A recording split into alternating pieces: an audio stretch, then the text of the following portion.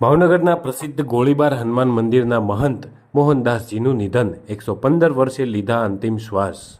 ભાવનગરના સુપ્રસિદ્ધ ગોળીબાર હનુમાન મંદિરના મહંત મનમોહનદાસજી બાપાએ 115 વર્ષની ઉંમરે અંતિમ શ્વાસ લીધા છે। તેમનું નિધન થતાં સમગ્ર ભાવનગરમાં અને ભક્તજનોમાં શોકની લાગણી પ્રસરી ગઈ છે।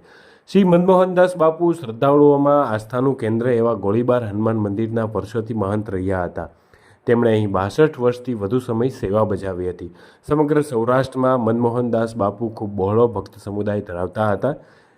ગૌ સેવામાં ભૂખ્યાને ભોજન અને સદાવ્રતના કારણે મંદિર ગુજરાત અને દેશભરમાં જાણીતું બન્યું છે।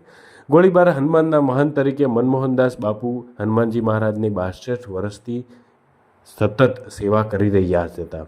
શહેરમાં જુદી જુદી જગ્યાએ રહેતા લોકો માટે ભોજન અને હનુમાનજીના પ્રસાદી રૂપે અન્ન ક્ષેત્રની પણ સેવા આપી રહ્યા હતા। આ મંદિરમાં રોજ સવારે જરૂરિયાતવાળા લોકોને છાશનું વિતરણ પણ કરવામાં આવે છે।